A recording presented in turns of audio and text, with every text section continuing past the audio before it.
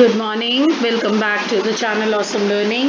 And today we are going to start with a new lesson, Reproductive Health, Chapter 4 of your NCERT. So as we are aware of the reproductive system of both male and females from the previous chapter, we are going to study about the various types of complications and the knowledge we will try to grab from this chapter is how to maintain our reproductive health properly. So children, World Health Organization has defined reproductive health. It is a total well-being in all the aspects of reproduction, that is physical, emotional, behavioral and social. So very important term. Now what they say is a reproductive health of a person totally depends upon these factors. It depends upon his or her physical health. Of course, if the person is not well physically, he cannot be he cannot have a very good reproductive health. Even the emotional health should also be there, because reproduction is a process which actually coordinates with the emotions and the behavior of the person, and also his social well-being is the reproductive health depends on the social health of the person. So this definition is quite important. Now let's move on to the problems and the strategies of reproductive health children. India initiated reproductive health program, which is also called family planning, in 1951. You should know these dates. One marker questions can come from here, as you know that your first boards, which will be in November or December, there could be MCQs. So these small questions are important here. So 1951 was the year when reproductive health was initiated in India. Then wider reproduction related areas are in operation under the reproductive and child health care RCH programs. These are important. Okay, so let's see. Now, what are these programs about? And what are the things included in this program? So these programs deal with the following: give awareness about the reproduction related aspects for creating a reproductively healthy society, because if the society is reproductively healthy, we are getting healthy progenies, and the next generation is quite healthy. Children, it also includes to educate the people about the birth control, care of pregnant mothers, postnatal care of mother and child. Postnatal means after the delivery, also the mother and the child, both of them need proper care. Importance of breastfeeding, equal opportunities for male and female child, etc. Next, awareness of problems due to population explosion. As we know, India is the second largest populated country after China. So what are the problems we are facing if still the population is not being controlled? Social evils like sex abuse and sex related crimes, etc. So these are the things in which this RCH program deals with. Children, it aims and needs of sex education in the school, which is very important these days. And now the schools also arrange certain programs for the children who have just attained the puberty, because they have many questions in their mind. Many wrong things are being told to them by their friends, and the peer pressure. So they need to clear those wrong aspects, and they should know proper thing about their reproductive health.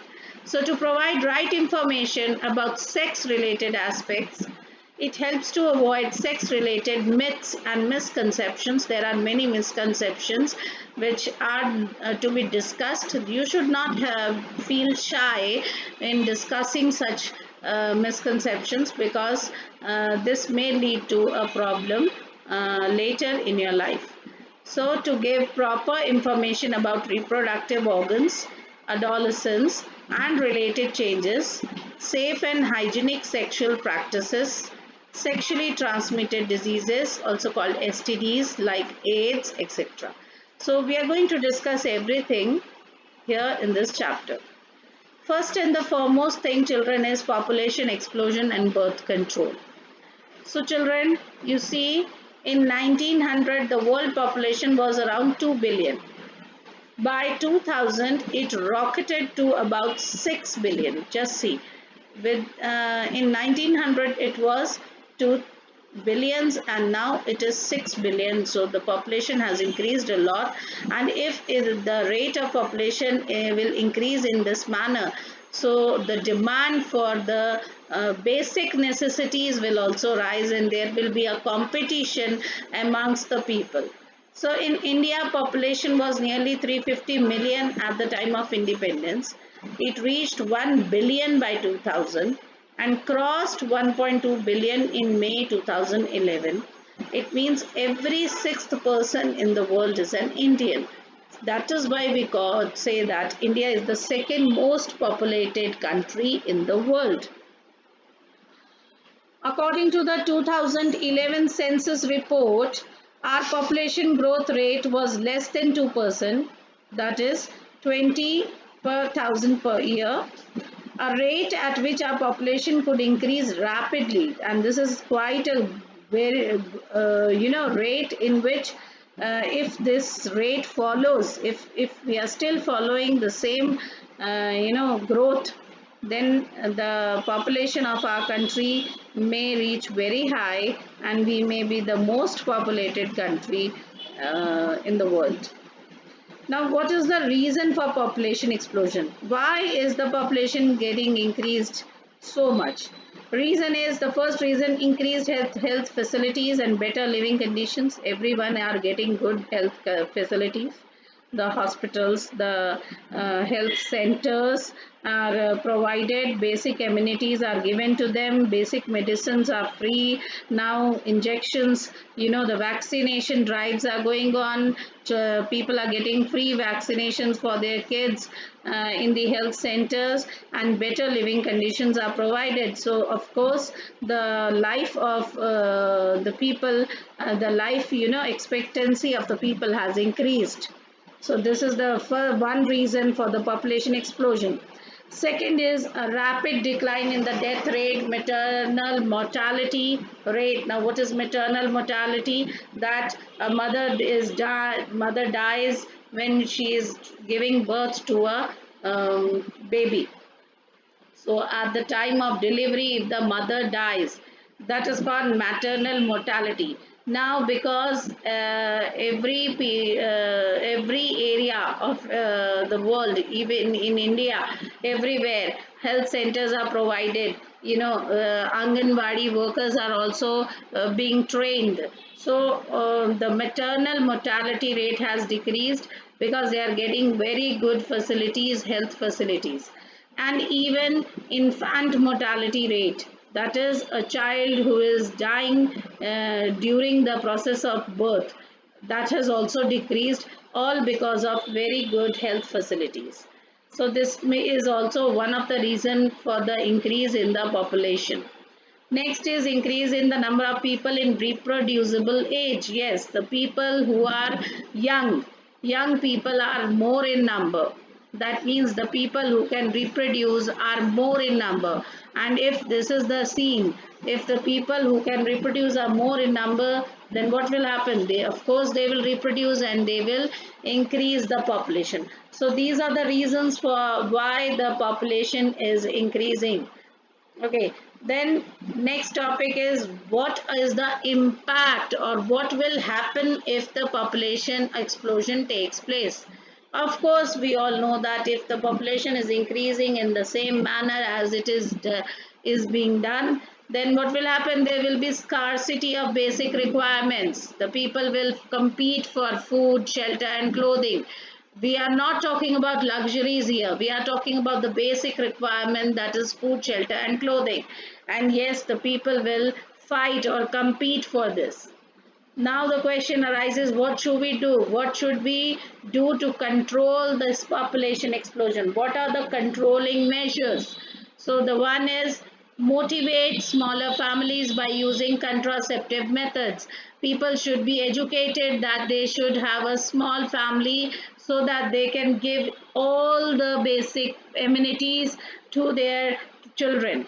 And to have these small families, they should use some contraceptive methods. There are many contraceptive methods which can be used by the couple so that they can avoid pregnancies. Next, aware people about the slogan Hum Do Hamare Do, we too are too. Many couples have adopted a one child norm also these days.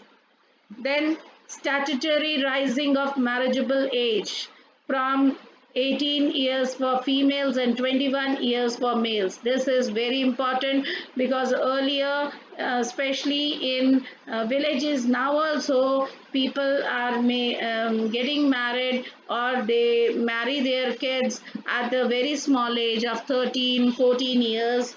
As soon as the girl basically gets puberty, they try to have a marriage. And because if she is marrying at a smaller age, her reproductive life will be very big, you can say, and she will produce many kids, and she is not educated, she doesn't know anything. So marriageable age of the females should be 18 to for the females, and 21 for the males. Now we are going to do the contraceptive methods in the next video.